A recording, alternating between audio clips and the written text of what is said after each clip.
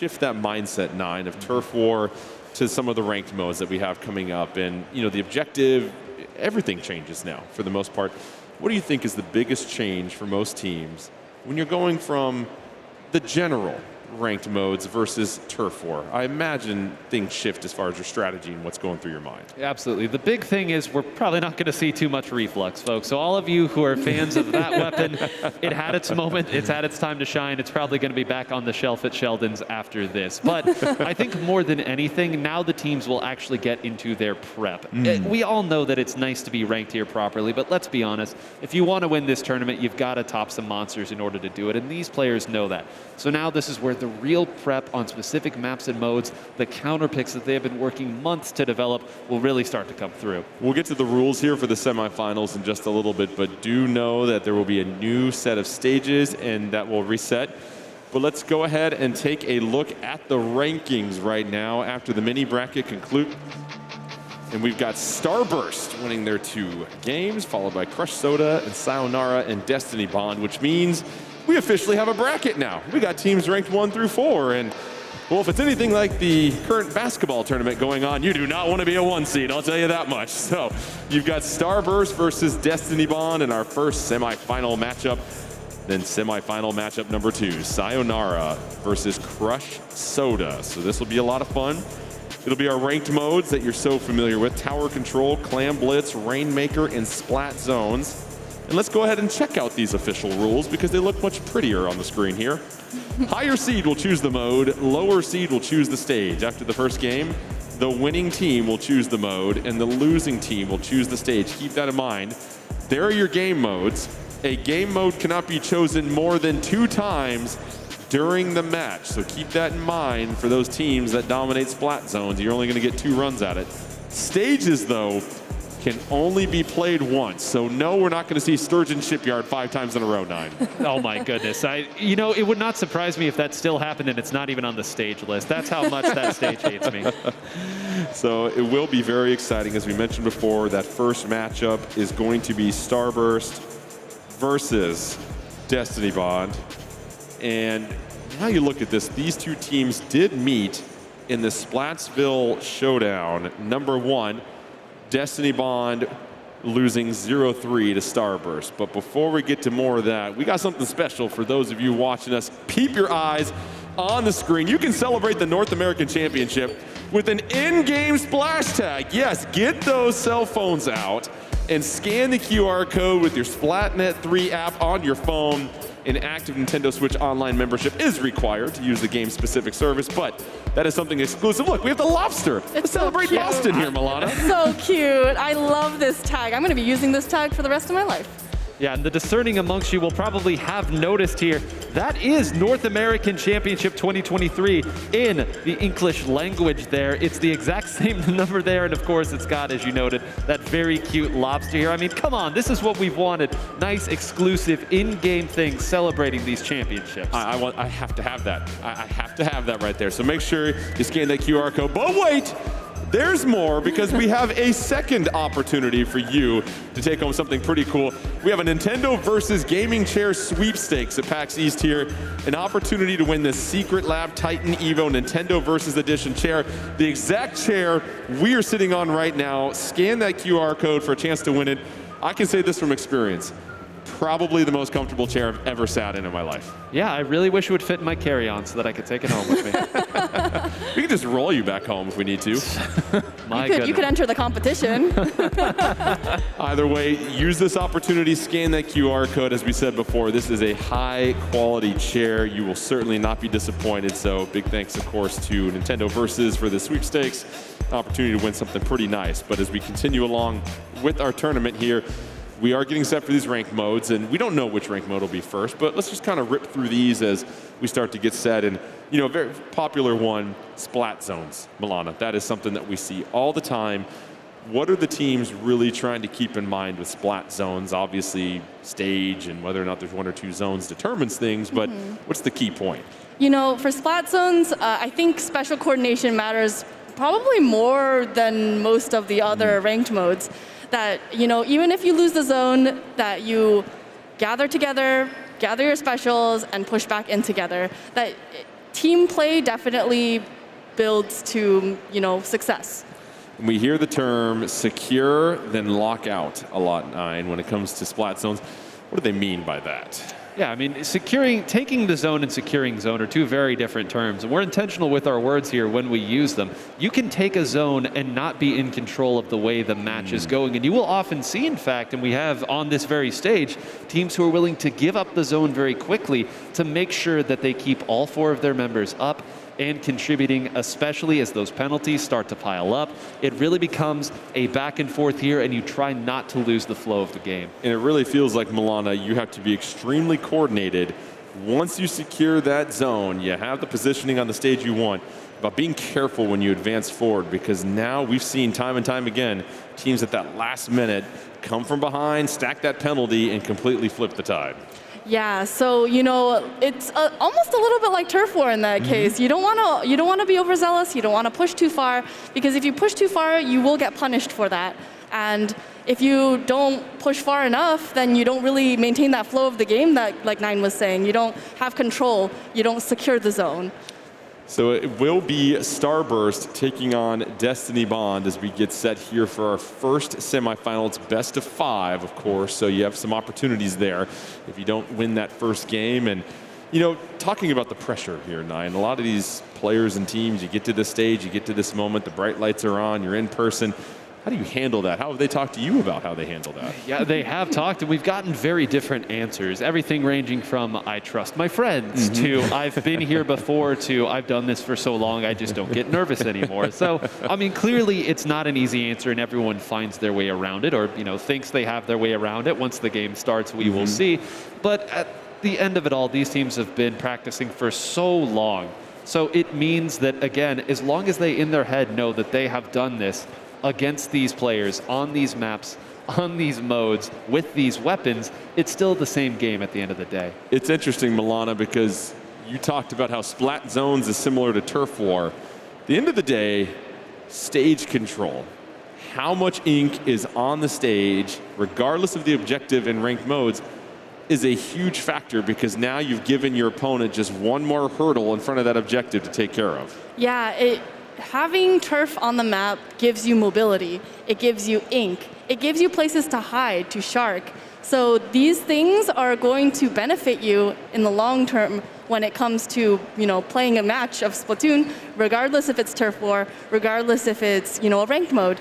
So having a lot of your team's ink on the map will make it difficult for the other team to come back and have to paint over that. Once again, the lower seed will choose the map, so that means Destiny Bond will be determining where this next ranked mode takes place. And then, of course, Starburst, the higher seed, they will choose the mode. And as they're getting things calibrated, we're just getting nearer to the start of this semifinal matchup.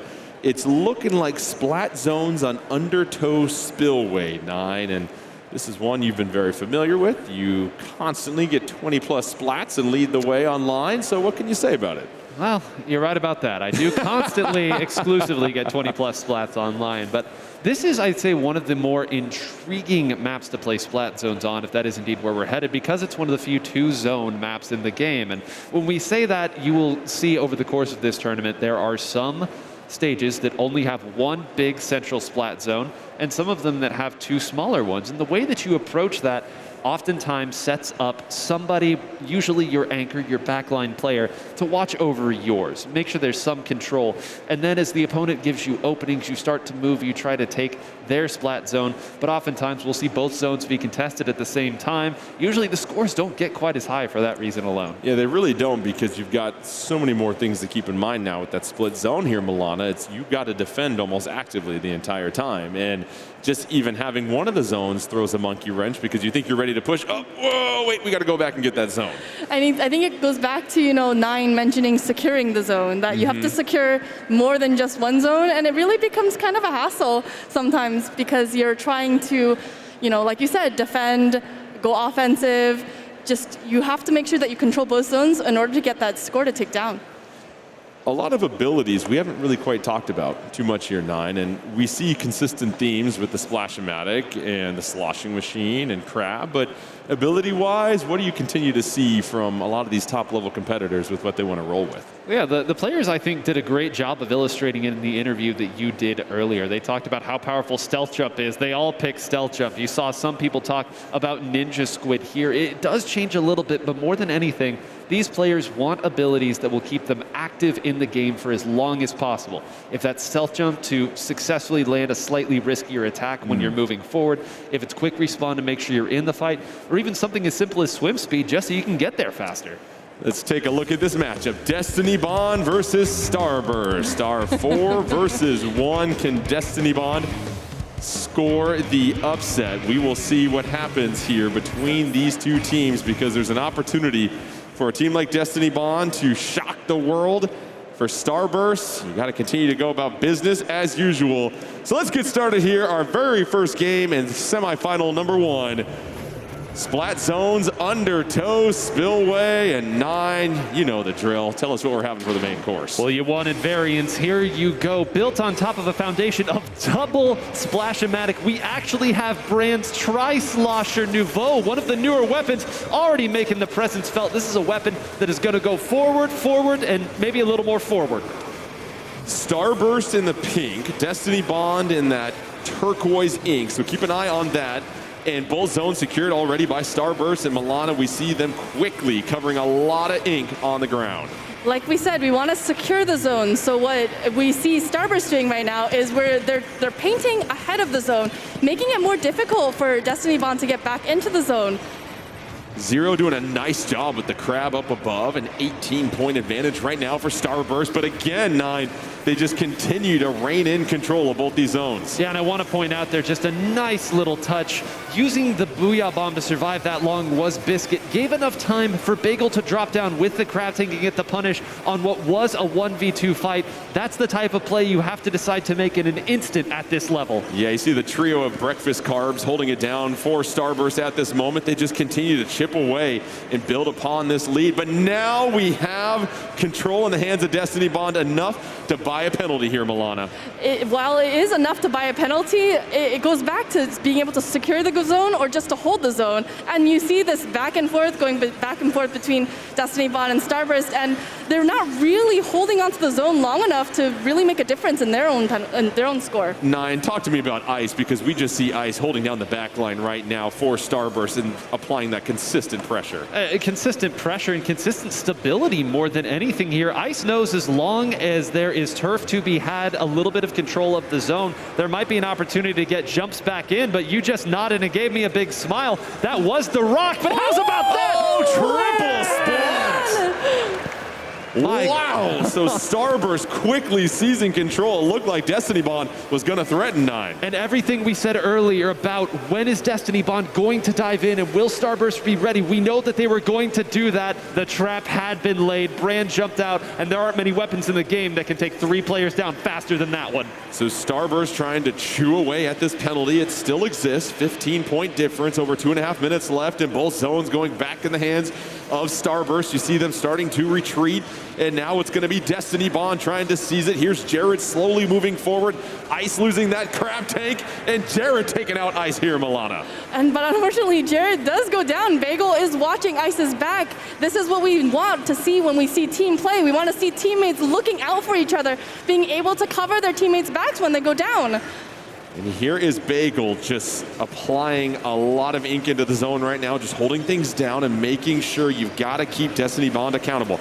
Over 2 minutes left here. We really see right now Starburst maintaining their foothold on mid-9. And this is the privilege of playing with a lead here. You can see Bagel has been doing what we call trade and turf here. You take a little bit of the zone, I'll take it too. We're both building special, but I have the lead. That's the important piece. Bagel's crab tank right there just took out 2 members and a half of a third one here. It's been all Starburst here, and they are in a great position with Brand sharking. And that really opened things up right now, because you see that lead is starting to pile on, and finally, again, they grab it once again, and Milana, this just seems to be exactly where Starburst wanted to be. They have got full control of this right now, and you start to see Destiny Bond push a little bit. Yeah, but even though Destiny Bond is pushing, they did get punished really severely one time, so they might feel a little bit more hesitant pushing again. Can Destiny Bond add to their score? They're going to get control once again. Now down goes their timer. We've got both zones here, 9, but it looks like Starburst is going to grab control of both of them once again. Yep, and you can see, I love that there. Bagel's still firing forward there, even knowing that they didn't have the zone. Don't turn that crab tank around. There are still threats on the map. Somebody else will clean it up. That's a hefty penalty now that Destiny Bond is going to have to work through. There is still plenty of time, but they've got to find some stability right now, and so far there's little to be had. And you just see all of the ink coming over from Starburst. Wasn't able to get out of that, and so Destiny Bond down a member here. And with this clock timing down here, Milana, now it just requires Destiny Bond to have one long, consistent push, which they have not been able to do yet. I think it really is just difficult to push against a team as coordinated as Starburst. And, you know, we see Destiny Bond somewhat trickling in one by one, and Starburst is capitalizing on that and making it really, really difficult for these team plays to come out from Destiny Bond. Starburst trying to close this out. Can Destiny Bond force overtime? They've got one zone. They've got the second zone. It's going to take a substantially long hold down of these zones, and already we see it going away. And Starburst taking full control, snatching game 1 here, 9. I mean, the windows of opportunity are so small. You saw poor Jared moved forward to attack, only fired a couple of shots. Didn't even seem like an overextension. A burst bomb comes down. You have to spend time shooting down to put a little ink underneath your feet to move. By that time, everyone knows you're there. There's 2 more burst bombs and a couple shots from a crab tank, because why not? And that is the way that Starburst wins their games. They grind you down. They force you to try to break through their formation, and it simply hasn't been done yet. And it goes back to what we said during the mini bracket for Turf War. You have to play every second against Starburst. You cannot have a misstep, a misplay, lose your ground for 10, 15 seconds, because they will use that against you. And we saw that. It just took one play from Starburst to really open up that lead. We saw Bran just sitting there. He's just sharking. And you know what? I think Destiny Bond might just not have known where Bran was. And because of that oversight, they went 3 down, and, you know, Starburst was able to just make that happen. Well, and I'll build onto that too. It also, to go one layer deeper there, Bran probably knew where Destiny Bond was going to try to go. Bran was sharking at the area of the map where you almost always move after you've taken out 2 or 3 of your opponents. So one step ahead, hey, I know this is the spot they're going to want to go to. I'll wait here, and if they don't know I'm here, let's have a little dinner. Let's eat. Tower control, Manta Maria.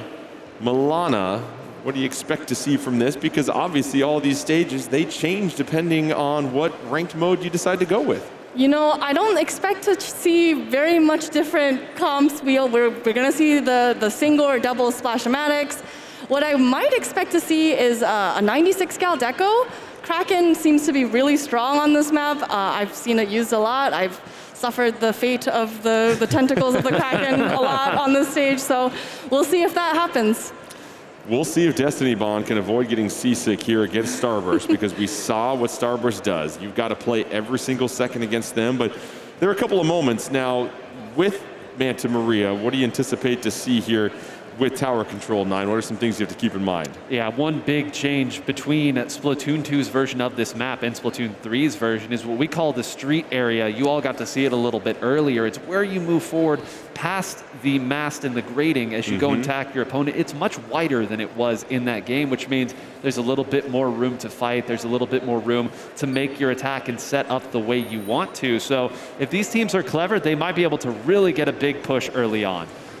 Tower control, Manta Maria. Starburst with a 1-game lead in this best-of-5 semifinal. We'll see if Destiny Bond can come on back and even things up.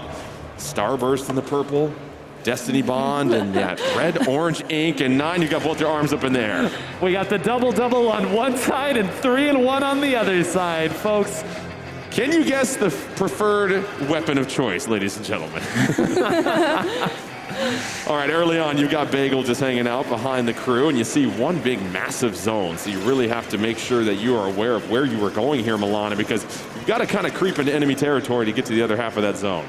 Yeah, you certainly do. But we do see both crab tanks coming out from different sides of the map.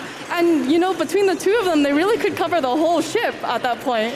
And obviously, you've got to take that tower into opposing enemy territory through those checkpoints here, 9. And so the crab tank on top, riding it right now. First checkpoint here has been cleared.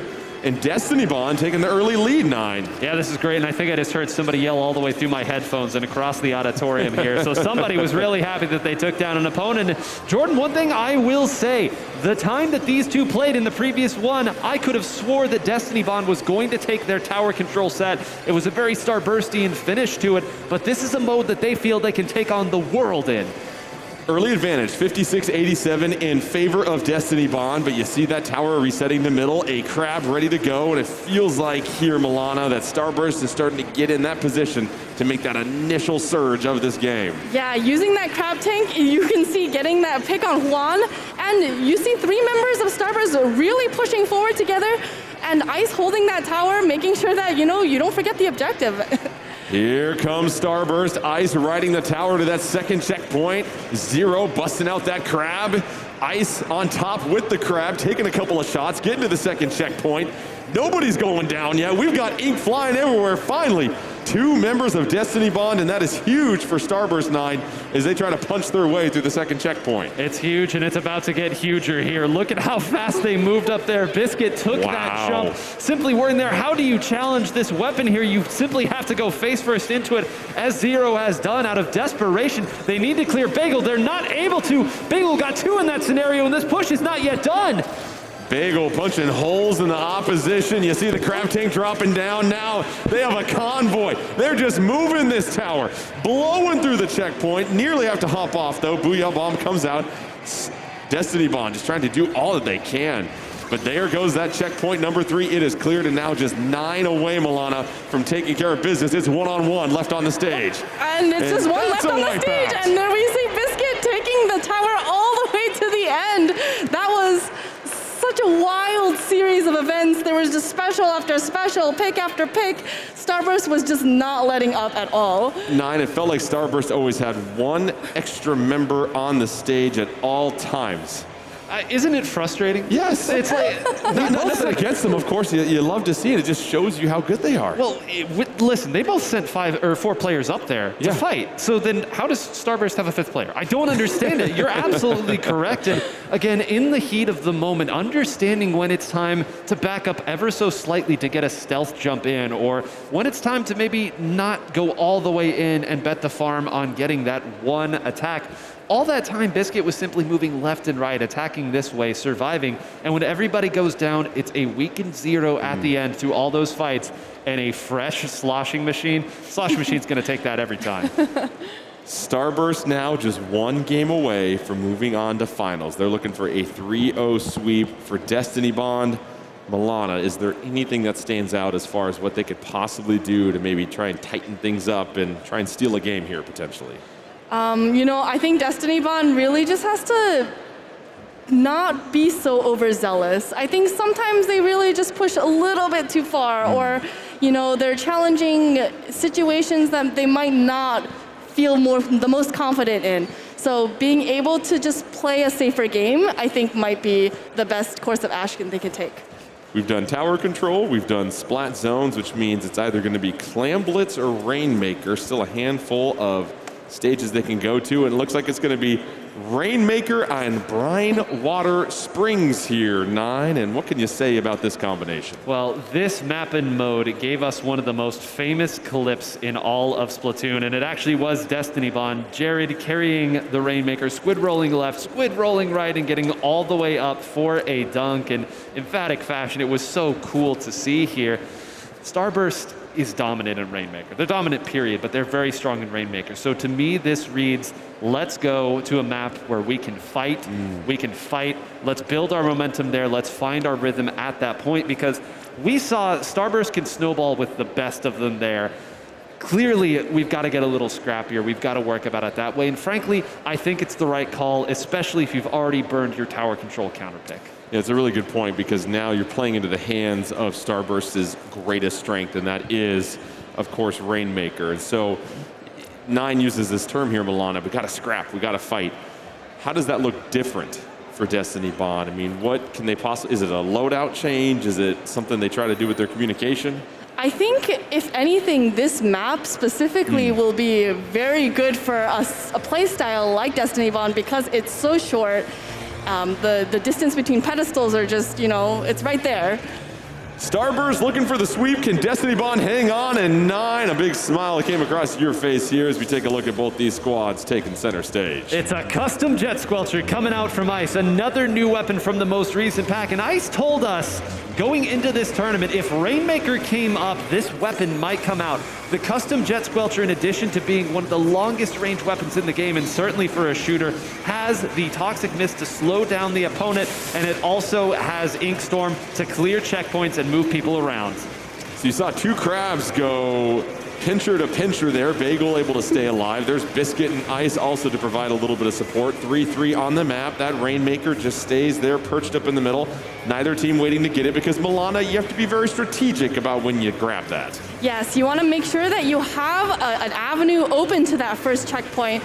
If you grab it and you get splatted immediately, that gives you a 1-down situation and you don't get to pick up the Rainmaker again. Ice takes it to the first checkpoint, no issues whatsoever. You see Zero just peltering it there with that crab, and now the Rainmaker shield is down, and you see Destiny Bond in the yellow trying to push forward a little bit and just cover some turf here, 9. Yeah, the respect that they're giving them, they waited an awful long time to pick up that Rainmaker there when I thought there might have been an avenue. Instead, they try to fight it out and build some specials. Instead, they're going to be in a really rough spot here. That Rainmaker had to drop down here to the side because there was nowhere else to go, and that momentary slowdown there, being uncertain of who was grabbing what, gave Starburst all the time they needed to get mid and more, and 2 specials attacking, and here comes the Rainmaker. And oh boy. Yep, here comes the crab paving the way, and the Rainmaker is lost though. So Destiny Bond able to do just enough right there. Booyah Bomb comes in.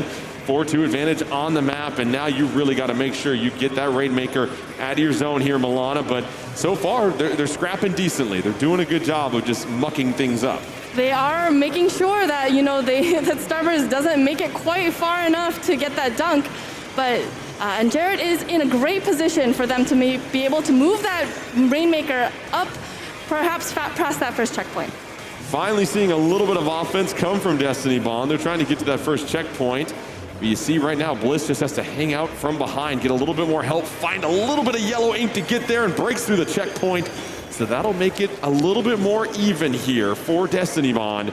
Now with over 2:30 left, plenty of time left here, 9, but if you're Destiny Bond, you know you have to play aggressive, but here comes the Rainmaker for Starburst. Yeah, and this is the really difficult situation where you have to bet it all to try to get your pushes moving forward here, but that means that once you get taken down with no more checkpoint to protect you, Starburst is going to be able to run way up here and attack, grabbing it as a defensive measure to try to slow them down. They do have 1 crab here. How they opt to use it is going to be important, and look at that immediately. They're firing at it. They take it out. They wanted to put everything to get rid of that crab. They knew if that crab wasn't there, they were going to get more points. Down to 33, and that is way, way up the gut. Just under 2 minutes left there. You saw Destiny Bond do enough to prevent the dunk, but now this is a sizable lead for Starburst, and so if you're Destiny Bond, you've got to be aggressive on offense here, Milana. What do you have to start to do as you have a crab special ready to go? Yes, you need that crab special, and honestly, you want to be targeting Ice. Ice is throwing out those toxic mists, and it's making it very difficult for those pushes to happen with the Rainmaker. You can't. They have a big hurdle to go across right here at this chokehold, which makes it super hard for Destiny Bond to make those pushes happen. Yeah, really smelly right there from Ice. It just continues to litter it with the toxic mist, and really hard to push through that choke point, as you mentioned before. Here's some crab from the side trying to attack on the flank. No luck. 4-4 on the map. Over a minute left here. Rainmaker most likely will reset. A couple of splats picked up here. But 3-3 at this point is getting close to desperation time, 9. It really is, and Milana said it perfectly here. Ice can, with just 1 toss of the sub-weapon, separate the members of Destiny Bond and totally break down a push here. You see that the other members of Starburst are perfectly fine, simply throwing their own sub-weapons here, turfing as much as they can to build specials. They know that it's going to take a lot. They are a little boxed up. Jared gets 1. Oh, he might be able to get more than 1. They can't. Oh, flank from behind, though, as Brand puts an end to that crab special with just over 30 seconds left here, Milana. And you know what? That's going to be really, really big, because all they need, it is Starburst's game to lose, but Destiny Bond really has to make this push happen with only 25 seconds left on the clock. Destiny Bond trying to hang on for their tournament lives. 20 seconds left. Starburst just moments away from sweeping their way through semifinals. 15 seconds left. Ice has got the Rainmaker. It's been Ice, the MVP of this game so far with the Toxic Mist, and now it's just a matter of Ice riding this thing out. Goes toe-to-toe with Bliss. We'll go ahead and take the splat, and we'll see if there's any type of overtime, and this is going to be one final push for Destiny Bond 9. It was, and they had to use both of their crabs just to get that done. 0 goes down, 1 goes down. Bran is moving forward. Ice in his veins. Can he clear it? He does! And a wipeout as Bran ends the game. It was Bran's flank that stopped the best attempt at a push that they had. And look at that. Look at the emotion or lack thereof there from Starburst. They know the job's not done, but that's one set down. So Starburst will move on 3-0. How about a round of applause for Destiny Bond for making it here? As we said before, they were second place in the Splatsville Showdown #1, and they know firsthand just how intimidating and impressive Starburst can be as they tried to go tentacle to tentacle with them. But it'll be Starburst moving on to the finals, and we'll go ahead and prepare for our second semifinal here in just a second. But Milana, we keep saying this over and over again. Nine's word of the day is patience. My phrase is you have to play every second against Starburst because they really force you to just play an extremely disciplined game. Yeah, and then, you know, I think especially in this map, it was just so strategic to pick that custom jet squelcher that Ice really could sit back and throw that Toxic Mist out. And something about Brine Water Springs is that you can just kind of sit on top of that ramp, and as a custom jet squelcher, you can probably hit into the enemy side of the base too. So it really is just such a good weapon for that map. And that's what's impressive, Nine, is the ability of these players to switch things up when they need to. But what we saw was a lot of high-level play, and for more on that, we send it back over to our man, Zach, who was standing by with a couple of replays. Zach, what'd you think of those semifinals? Man, what an exciting set from Starburst, taking the 3-0, but at times it was not as easy as it seems. Let's go ahead and take a look at the first game here, Splat Zones. The Tri-Slosher Nouveau is not something you see that commonly, but it has a great special in the tactical war that hasn't really seen much play leading up to this point. Now you can see here the crab comes out. We also have the Wave Breaker that has been doing a lot of work trying to spot folks out.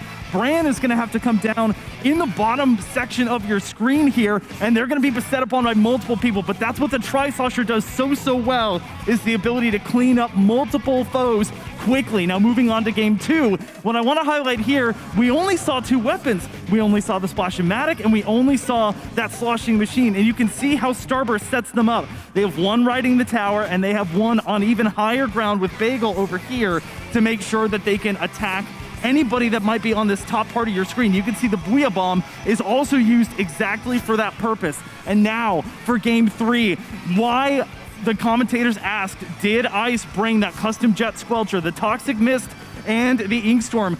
This is going to be the area that they're focusing on. This part right here is where they can focus the Toxic Mist right in front of that Rainmaker pedestal, and the path of the Inkstorm is going to go perfectly right down that lane and be able to shut down that Rainmaker carriage. So fantastic job there by Starburst on the 3-0. Phenomenal job. Let's throw it back to our casters and get set up for semifinal number 2. All right, Zach, great job once again as we saw really the difference that we saw with that custom jet squelcher. And the point I was going to get to you, Nine, is the wherewithal of these players to understand situation and mode and how can I impose the most pressure based upon my role, and you saw a textbook example right there. You really did, and the thing that Toxic Mist did so well there, and the reason, even going beyond simply the Toxic Mist, even to Burst Bomb and just Starburst's whole mantra, is they are banking that they can, with very low commitment and low risk themselves, separate you as you try to attack them, or when they're attacking, and then they can capitalize. They know where they're going. They play off each other almost like jazz. And that's why it's so frustrating and why it feels like you're fighting 5 of them. It's because they're playing off of what each other are doing after they've already separated you, again, at little to no risk to themselves. So now we pivot to our next semifinal matchup. That'll be Crush Soda, the number 2 seed, taking on Sayonara, the 3 seed, as we take a look at the bracket here so far of our Splatoon 3 North American Championship 2023 tournament. Starburst awaiting the winner of Sayonara and Crush Soda. And what's exciting here, Milana, is in Splatsville Showdown number 2, these 2 teams met and they went the distance. They went all 5 games. It was Crush Soda taking care of business against Sayonara 3-2. So these two teams very familiar with one another. And let's go ahead and revisit the rules one more time for our semifinals. The higher seed will choose the mode. That'll start off with Crush Soda. Lower seed will choose the stage. That'll be Sayonara. After that, winning team will choose the mode. Losing team will choose the stage. Those are your 4 game modes: Clam Blitz, Splat Zones, Tower Control, Rainmaker. And there's our stage list. That resets for this second semifinal, so you have the opportunity to see a Manta Maria again, for example. And, you know, going to the team of Sayonara here, Milana, you've got Sun, Leafy, Q, Fuzzy. We talked about Fuzzy and his experience. It feels like that helps in a situation like that because he's been on one of these big stages before. Can really help his team understand what's needed when you get to this moment. Yeah, I think having that experience is, you know, so beneficial, especially for a team that, you know, has had a lot of turbulence in their years. They've lost members, they've gained members. So being able to have a member on the team who understands what consistency looks like and to be able to play on a team that, a long-term team, might provide a lot of guidance to the players on Sayonara too. Yeah, and if I may, these are also players who have been on the PAX stage before. All 3 of the other members that are not Fuzzy of Sayonara were either playing on a team at the last PAX event or a sub for those teams. So you talk about experience, of course the members of Starburst, chief among them, but the members of Sayonara are not afraid of anybody. They are as even keel as anyone. I was chatting with Sun from Sayonara a little bit. I said, hey, how are you feeling about tomorrow? And he was just kind of like, we'll see what happens. We'll play the game. You know, it's the game. That's what you want. Cool, calm, and collected, Always. as you get said. And, you know, 9 for Crush Soda, it really feels like Kyo's the wild card. What his loadout's going to be plays such a role in their play style. How aggressive will they be? Is it that Splatana that he's going to use to really push forward, or is he going to try and stay mobile with that? You think about ranked modes here, and it looks like it'll most likely be Splat Zones and Brine Water Springs. What do you have to think about in this map and mode combination? Well, you know, Brine Water is a very, very interesting one here because it introduces Wave's E-Leader. Wave is one of the premier backliners as a whole, certainly in North America, but one of the finest E-Leader players that you will ever see. And this is a map where the E-Leader, without exaggeration, can reach the other side of the map from your own street area. You'll see Wave, if this is indeed the pick, pop up a little bit, take a shot left and right here. It is a threat. But all the while, on the other side, Milana, there's another pretty good charger on the stage right now. Plays for Sayonara, maybe a letter is a name? Yeah, maybe a .Q. Yes. Yeah, .Q is also just an extraordinary backliner, extraordinary charger player. So, you know, I would love to see them go toe-to-toe, especially on a map like this. The wild card Crush Soda that has put together specific pieces versus Sayonara, a team that has been on the footstep of the big stage, those big moments, trying to see if they can take one more step towards greatness to close things out. So we'll see. It begins in this semifinal. This should be hotly contested as we get set for Splat Zones on Brine Water Springs. And we'll see if that E-Leader comes out here, because that'll certainly make everybody run and duck for it. And there it is. That is the big giant weapon being held on both sides here, 9. Oh, exact same comps, but it has an E-Leader, so it's so much more fun. Here we go. We'll obviously see those E-Leaders take their positioning and go toe-to-toe. And it's interesting, Milana, if the other team has a charger, like an E-Leader, and you're a charger, how much are you trying to focus on them to help protect your teammates versus applying that offensive pressure? Especially since both teams have E-Leader players as strong as they do, I think the E-Leader players really need to focus on each other. Otherwise, it makes it difficult for the aggressors, the aggressive players, to kind of move forward. You've got Sayonara in the purple. You've got Crush Soda in the green. And so far, early zone capture had gone the way of Sayonara. Now it's Crush Soda trying to bounce back as we take a look at Q and how they're trying to operate 9. Yeah, you saw that Q immediately threw down that Wave Breaker special right there just to make sure that nobody can go up and attack there unseen. You're either getting marked or you're jumping. Either way, Q is fine with that. Q knows somebody's over there, can't quite pick it out there. But you see Leafy gets taken out. We talked so much about what these charger players are going to do. The sloshing machines also have similar assignments in terms of hitting at that spot to make sure that Crabs can't fire at the zone for free. Early lead for Crush Soda, but now Sayonara recapturing the zone, applying a little bit of a penalty. And now as that timer goes down, they're trying to get back into this one. 3-2 on the map for Crush Soda, but now it feels like you kind of have mid up for grabs here, Milana. Yeah, they do. Q getting that really nice pick on Kyo is going to, give a lot of space to Sayonara, that they're going to be able to push a little bit more forward, knowing that Kyo is not there around the corner waiting for someone to peek over that ledge. Sayonara has taken the lead, so they get back into this one. You see them under 50 with over 3 minutes left to play, so we might potentially see a knockout. Lots of time left on the clock. Here comes the Crab busting out for Crush Soda. They're just trying to push forward, but 9, that zone is still in possession of Sayonara. Crush Soda finally able to take it. Yeah, well contested, and Fuzzy even built his special in the manner of defending it here. He's going to take a couple of hits here, but again, is going to make sure that nobody can run up that street area. Once the street is compromised, an incredible lob shot over to Kyo. That's where it all falls together. Again, these players understand where the opponent will be attacking from in a dangerous situation. That internal clock, I've got to get there now. It's incredible to see.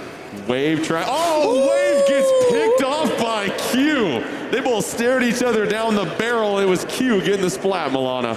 That was just an incredible shot coming out from Q, and that was a wipe from Crush Soda, giving Sayonara really a lot of room to wiggle. Wow, Sayonara, unbelievable 1v1 victory in favor of Q. That opens things up now, and they are just 12 seconds away. But here comes Crush Soda taking the zone. But we haven't really seen them secure the zone and move forward here, 9. No, we haven't. You see right now, Sun has moved forward. Fuzzy has thrown another one there. They're going to fight here. They know somebody is up here. They're firing there, and well done there. I am stunned that Sun didn't go down there. There was pre-firing all over the place, and now Sun moving back here. Look at it. The Crab tank is there. Gets it out just in time. If both of those burst bombs had hit from Goss, that might have been the end before the Crab came out. One small miss, and now you've got to make one last desperate plea for the zone. And that play by Sun might have secured the win for Sayonara. And here it is. They lose control, though. Crush Soda trying to take control, but back in the hands of Sayonara. 4 seconds left. It's just dangling there. Can they close it out, get the W? That Crab trying to do enough, but no! Sayonara takes game 1 here, Milana.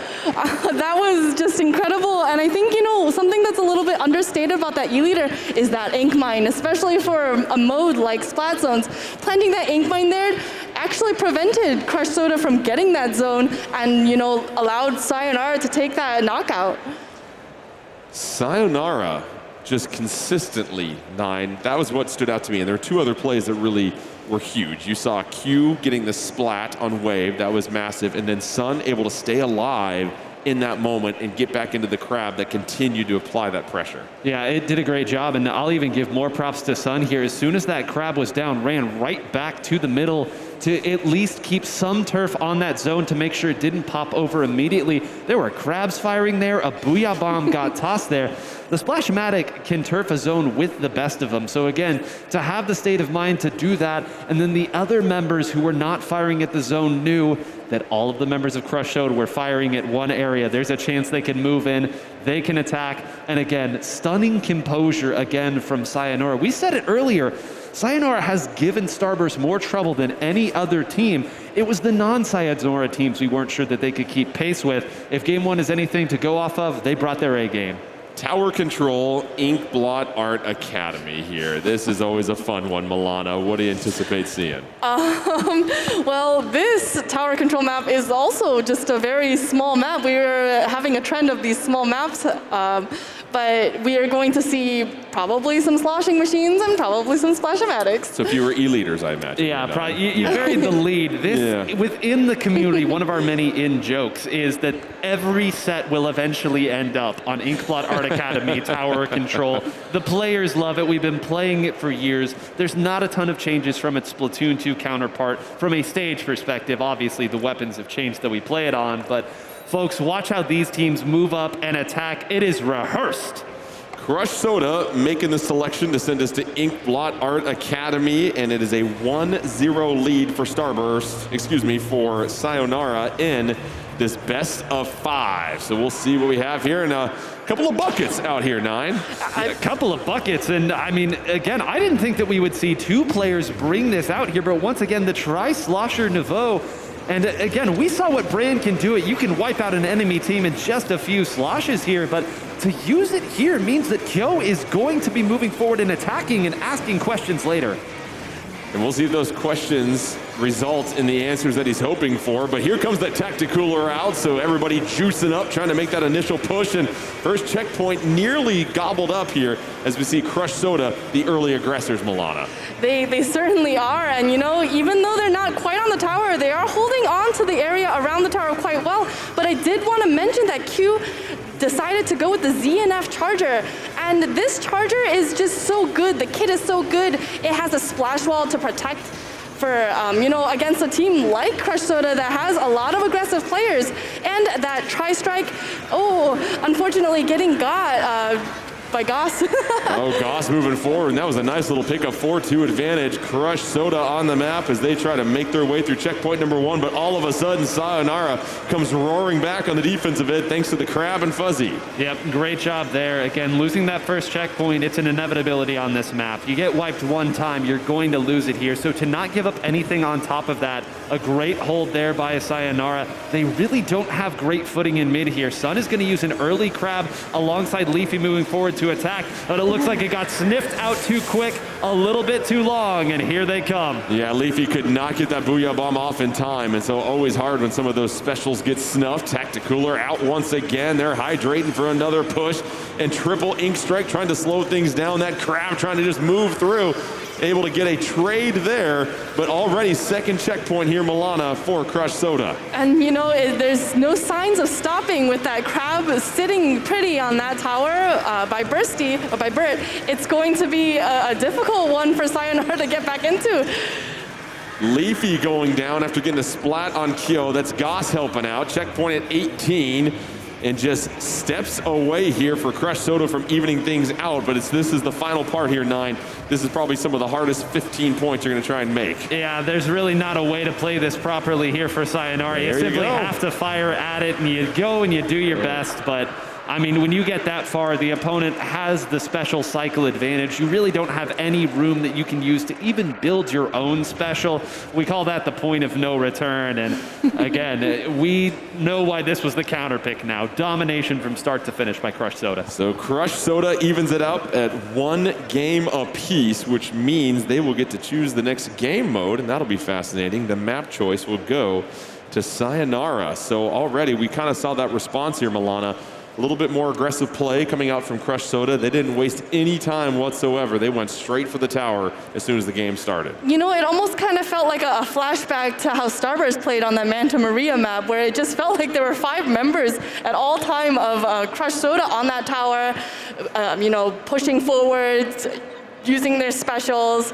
And I also did want to point out that, at that very last checkpoint on tower control, you want to kind of like tap the tower a little bit if you're not feeling so comfortable, and if you're feeling like, maybe Q's charger is looking at me. So you want to tap the tower to make sure that that timer is ticking down, and we saw them do it exactly like that.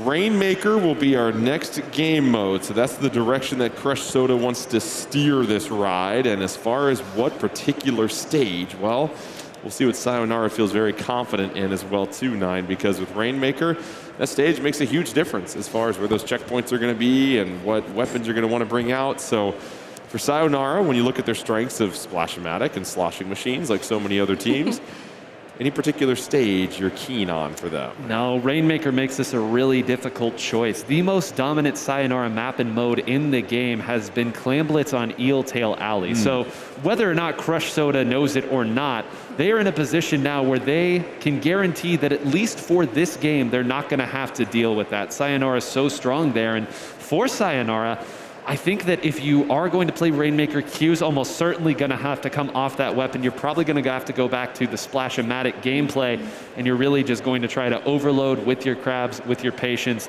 and with timeliness. Rainmaker Undertow Spillway is what we have here, so we will see what direction Sayonara will take this in and whether or not we'll see a change in their loadout. But obviously, this is a huge potential game for anyone, Milana, because you're going to go up 2-1 if you get this win. And that's when you start to put a little bit more pressure on the opposition when they know they're 1 game away from possibly packing up their bags. That is true, but we have mentioned that Sayonara they're just seasoned veterans on this stage at this point, that, maybe these nerves won't get to them. Regardless if they win this or they lose this, they just come at it and with a fresh start every time. Don't forget, these two teams in the Splatsville Showdown #2 went the distance 5 games. It was Crush Soda getting the victory 3-2 in that semifinal way back when. And so now they have a chance to do it on a bigger stage. And as we get set for Rainmaker on Undertow Spillway, we are set to go. Who will pick up game 3 and winning that pivotal second game? We'll find out here in just a second. Once again, your captain in the sky for your loadouts will be first Captain 9. What do you see here? Well, a couple things I didn't expect to see. It is Sun going to the Tentatek splatter shot. This was a weapon that he made his name with back in the Splatoon 2 era. Kyo is going to be staying with that Tri-Saucer Nouveau. There is no mode that it is stronger on than Rainmaker, especially with what Tacticooler can bring. But if you're going with a composition like this where you have your Tentatek splatter shot, you are playing anti-crab, and we'll figure the rest out as we go. You see the splat on Kyo, so Q picking one up already. 4-1 on the map for Crush Soda. And so Crush Soda in the yellow, Sayonara in the purple. Here comes Q moving forward. And already that is the first checkpoint that is cleared, and it is 3-2 advantage Sayonara. So we've seen the early aggression come out from Crush Soda once again, Milana. We certainly do, and you know, that's just a little bit of a detriment of Rainmaker, that if your players are a little bit out of position, you know, the opponent can just sneak the Rainmaker by and hit that first pedestal, no problem. Rainmaker has reset at this point, still plenty of time here, but already it just continues to see with Kyo and this loadout that they have of Crush Soda, they are going to bring the fight to you, Nine. Yeah, they're going to bring the fight. And you saw immediately after they had gotten the Rainmaker reset, they were already pushed forward here. This is a really important crab fight, and the Rainmaker shield gets involved, actually, to bounce off. They were focus firing one another here, and now Q is actually in a great position. There's going to be somebody jumping down. Where are they defending, and will they have anything to say about this crab? This first checkpoint's gone for sure, but I'm a lot more worried about what comes after. Yeah, you see Q protecting the rim right there as they're able to get to that first checkpoint. Now they take the lead to Sayonara in control. Oh, but a couple of members go down, and that's a wipeout for Crush Soda, and they are back in business, Milana. They certainly are, and you know, they're no strangers to being able to make those pushes back. We already see Goss and Kyo and Bert really moving into mid and making sure that Sayo doesn't get a footing in their respawn. Unfortunately, that crab gets taken out very quickly by Sun. The crab is crunched, and now it's a matter of whether or not Wave can get to that second checkpoint. You see the Tacticooler out to try and provide a little bit of refreshment. But now it's Kyo that's also trying to provide some support, but down goes the Rainmaker, the crab tank once again, striking 9. I mean, it's unbelievable. Q has played one of the best games I think I've seen. Got 3 people at the start of the game, closed that down there, got the shots that opened up the big push that they had. So again, continuing to sit back here, let's let it reset. They kind of put Leafy out there to try and fight on the left side. I don't think Leafy minds at all. Got 2 down, and now the rest of the cavalry can come forward. This will be a decent chunk of map control and some control of the Rainmaker shield. If they can pick off Goss on that side, they might have an opportunity. Goss did win the 1v1 with Fuzzy, and now things might start to spiral out of control. Here's Sun trying to move forward. Rainmaker in possession of Crush Soda. Rainmaker is down, and so now it's 3-3 on the map, and already the quick defensive effort you see from Sayonara. Here comes some more help as Kyo goes down. Sun is getting busy with that splatter shot. Sun going up to the top, dropping a couple of splat bombs, just hanging off to the side here. And Milana, you see how busy and active Sun is, just jumping into little fights, helping out their teammates. You know, Sun is doing exactly what we want to see, especially on a high-level on a team. We want to see these support players support their teammates. We want to see them, you know, if we get the call, hey, I'm having trouble over here, come help me, and you know Sun is already there. You don't even need to tell him. 2 specials coming out here for Crush Soda. Sayonara trying to keep them at bay. You see the Booyah Bomb, but can they get that Rainmaker forward? It's been such a defensive effort. They have held their spot right at that spot. Once again, 9, it is Sayonara doing what they need to do to hold their water. And I mean, just barely. I cannot tell you folks how close so many of those fights were to absolutely breaking that game wide open there. Sayo barely hanging on for their lives right now. It seems like it's been all Crush Soda on this attack. I don't know how Wave didn't hit Leafy there. Leafy's gonna get out. No, not gonna get out. Goss jumped in. Are they gonna grab it? One of them, no, it did get reset. They took out Sun, but you can see Goss is already pushed up there. The threat has been going on for the last minute of the game. Under 50 seconds left. This is where Crush Soda really has to move forward. A couple of fizzy bombs moving forward, some carbonated protection. We'll see if Kyo can continue to apply the pressure. Kyo just hanging out. A couple of burst bombs trying to keep him at bay. You see the Rainmaker at the left. Tacticooler is charged, but they are going to have to hustle. Oh, the Rainmaker makes a huge jump, and Crush Soda takes the lead. Leafy ran out of ink there with that machine and was not able to close it out. That is the one thing that's difficult about machine. If you are in an uninkable surface, as that area is, it means that you are not going to have the opportunity to refill in the middle of a fight. And what a way for this to go in that last 20 seconds. 15 seconds left. Leafy holds the keys to a comeback, but no, they are snatched away as Bursty gets the big time pickup. Crab coming out, Rainmaker shield is there. Are we gonna see overtime? No, it is Crush Soda shaking things up at the end, and the remarkable comeback. They now take a 2-1 lead, Milana. That crab tank preventing Sayonara from popping that Rainmaker and going into overtime was just the epitome of crab tank. I don't really know what else to say. It really hurts too, because you know that if a crab tank is looking at the Rainmaker, even after you pop the shield, the game's probably not going to go that much longer. But the insult to injury to not even have the opportunity, the pain. Crush Soda, it was just consistency. It felt like even though they were trailing, they were the team in the second half here, Milana, that just kept getting the Rainmaker, kept trying to advance. They'd get stopped, they'd bounce back. They'd get stopped, they'd bounce back. That persistence really seemed to claim the victory for them. Yeah, I think just being able to utilize their, mechanical skill, their being able to get those picks, being able to bounce back, like you said, their perseverance, it really just held them. It held their own, and 9. Yeah. I'll just add to that as well. Their ability to once again know when to back up and survive meant that they had control of mid for a good portion of that game. When we talk about putting on pressure, game-winning pressure to your opponents over and over and forcing them to equalize that on the defensive side, you're banking on eventually they will break. Something is going to fall through. And that time, the slightest of errors, again, Leafy running out of ink at that exact moment. There are a million other things those players are keeping track of. Something is eventually going to slip through. So give credit to them. They load up their players with enough quick respawn that they're going to get those opportunities, but surviving long enough to keep it going is just as important. And 9, here's where things get interesting, because we have Clam Blitz, which you mentioned was one of the strongest game modes for Sayonara. And now we will be headed to Eel Tail Alley. And so this is the first time we've seen Clam Blitz today. You pump your fist a couple of times. And what are you excited to see here? Well, this was, it's what we said earlier here. This was the map and mode that Sayonara is the strongest on, I would say, of all the map and modes in Splatoon. And it is for one very particular reason. Once they get .Q set up on that bridge area with a variety of chargers, you can overlook anywhere that the opponent is coming from. And if they set a crab up to try to stop your push, you can hit the small vulnerable piece at the top where that Inkling sits. The pilot is still vulnerable, folks. There just aren't a lot of weapons that can do it. A well-placed charger shot can. They've been so consistent here. Watch as they try to clear the bridge for Q to go through. And curious as well, Milana, what is Wave going to do on that same note? I think that's something Sayonara really has to consider, because having a charger of almost equal caliber on the other team is something to look out for. Crush Soda in the blue, Sayonara in the orange. Crush Soda just one game away, and 9, you're shaking your head once again. Well, it's just, the game's too fast here, even though Q pilots this weapon, and a comp that really hasn't lost for them at all. They must have just deemed it too slow at this point. The charger can't come out right now. There's simply too much pressure coming from Crush Soda. We're gonna have to stick with the good old-fashioned, tried and true crab tank.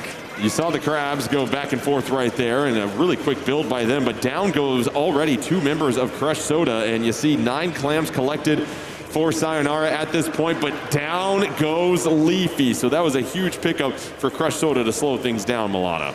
Yeah, but they slowed things down just a little bit, and Sayonara is making their very first push only 45 seconds into the match. And you saw that basket open up. They're already at 65, so a decent initial push right there. And That's exactly why they're so good at this game mode here, Nine. They are just so calibrated and on the same page. They are, and again, that's another wipeout here. Wow. All of that fighting to go through. Leafy picked the exact right spot to Shark to take 2 members out, and once it's 2 down in 4v2, you realize, hey, they have to come and attack us from somewhere, and now they get it set up. This is where the factory begins. Fuzzy jumps up, grabs another one, actually opts to toss a couple of them down and then get into the crab tank so the scoring fest is not done. Sun's at a great spot to fire at Goss and takes him out. The scoring is not yet done. There's a danger that this game ends now if they can find enough clams. They just continue to fill the basket.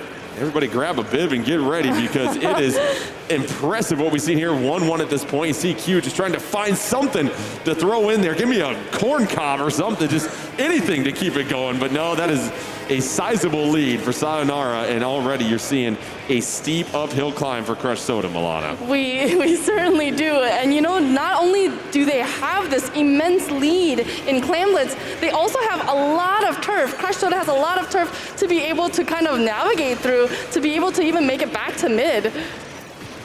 So you see Sun, you got that triple ink strike coming out, trying to claim a little bit more turf. You see 2 power clams. Can they follow suit? No. 2-1 numbers advantage though for Sayonara. This could do it. Can they get a couple more in there? And Sayonara gonna tie this up at 2 games apiece, which, guess what, everybody? Game 5 just around the corner. Oh my goodness, Sayonara seems incapable of playing sets that don't end in a game 5. For better or worse, they always manage to do this, and so strong. And I really want to point out at the end of that last game, the seen threat versus the unseen threat. There are 2 power clams approaching you at an alarming rate of speed. You have to tend to that. You fire at them, a couple go there. But oh yeah, the real threat was Fuzzy and Leafy coming from the other side of the map to close it down, get a wipeout. Leafy could have waited 10 seconds before throwing that final claim in. That's how thorough of a job they did. It's worth repeating, Milana. These 2 teams met in the Splatsville Showdown number 2. They went 5 games. It was Crush Soda winning 3-2. And so now Crush Soda will choose the map. But as far as the mode goes, I imagine here, Milana, after what we just saw, why would you not go Clam Blitz if you are Sayonara? You know, if it works, if it's not broken, don't fix it, right? So I would expect, hopefully, maybe a Splat Zones. Hey, totally Splat Zones. I was way off. Yeah. That's why I'm here and not in the chairs playing right there. I will take my Flash Blaster and just hide on over here, please. Thank you very much. All right, Splat Zones, Manta Maria, 9. What do we got here? You know, normally I would say that this is them saying that in a more measured game mode, we have your number here. We have the play that we want to do, and maybe, just maybe, this gives Q a chance to go back over to the Charger. But I would have bet the farm on that last map being where we would see Q on the Charger, because it's always 1. So to go to Manta Maria here, perhaps it's a matter of there was just no better mode for them to play on Manta Maria the way that they feel that the game could potentially go. But we're going to figure out the answer to all these questions short. Folks, this is game 5. Come on. Winner moves on to face Starburst in the finals. Comes down to this. Splat Zones, Manta Maria, Crush Soda in the orange, in the blue, Sayonara. Only 1 team can advance, and already we see some changes here, 9. There it is, everybody. The big sword, as we call it, the Splatana Stamper from Kyo is out. This is a weapon that absolutely loves and thrives the current meta. Kyo is going to move forward and attack and fight, and we will see all the different ways that weapon can put the opponent in a real bad spot. Early lead for Sayonara, but now it is 3-2 on the map. Advantage Crush Soda. Can they move forward and secure both these zones? Because again, Milana, you got a 2-zone stage. That's going to give you a lot more to think about. It certainly does. You know, you have to maintain control of both zones in order to tick down your score, and it really, honestly, is a very difficult thing to do. Early lead for Crush Soda, but this zone is changing hands back and forth pretty frequently. Small penalties for both teams, 9. Yeah, and one other thing to note here that makes this such a difficult map, even amongst the 2-zone maps, is another one goes down, firing away.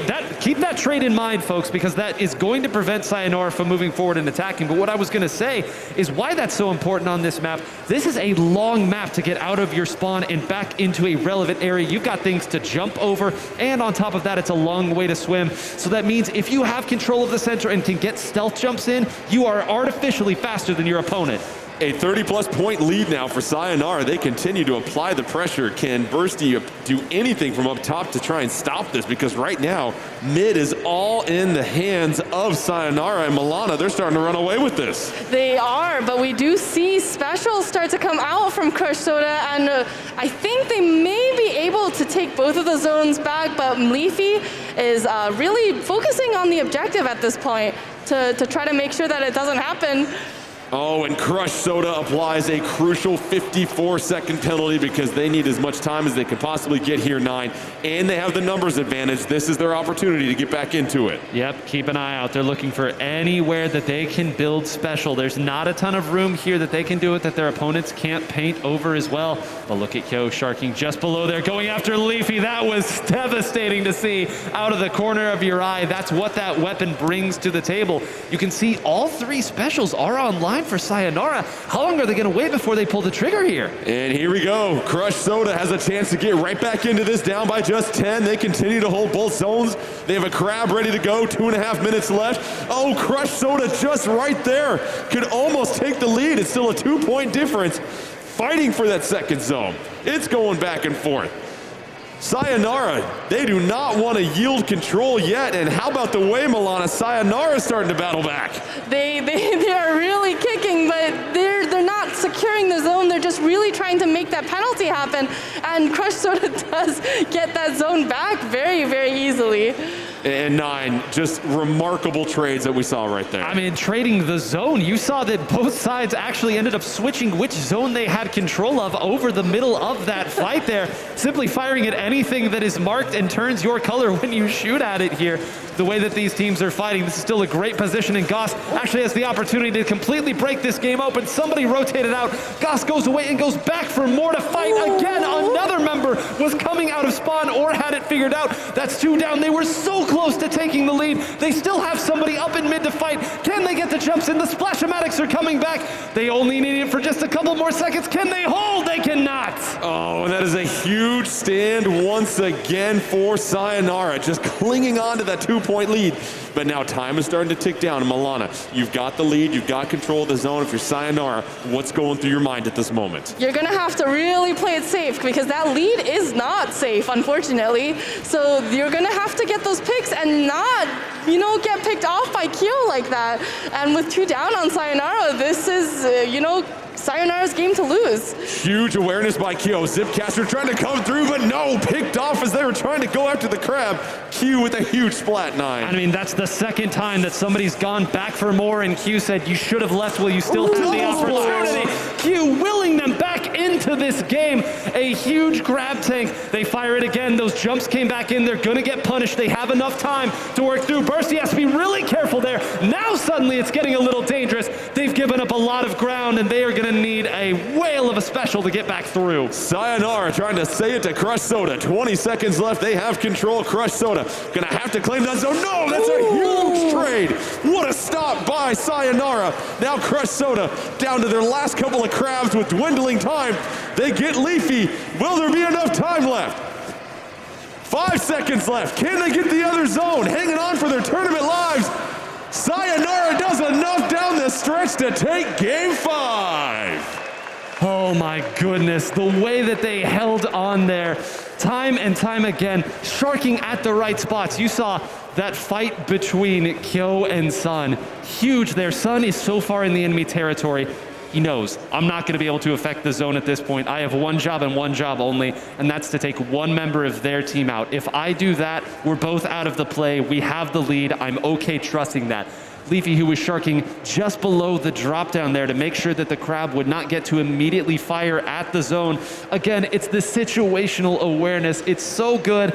And my, oh my, what a deserved victory for Sayonara on the losing end of so many game 5s, but not today. And like we said, in the Splatsville Showdown number 2, it was Crush Soda winning in 5, 3-2. Now Sayonara does it on an even bigger stage.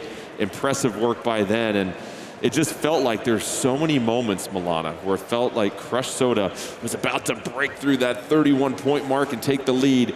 Sayonara did just enough at those critical moments, and those are the championship plays. Those are the winning plays you have to make.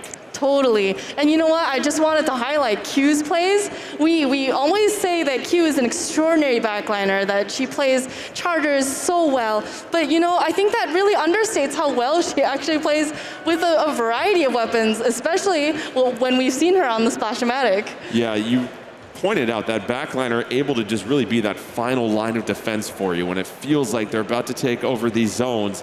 Q stepping up, making those big plays. It's just some of those one-on-one trades is what it comes down to. You highlighted them already.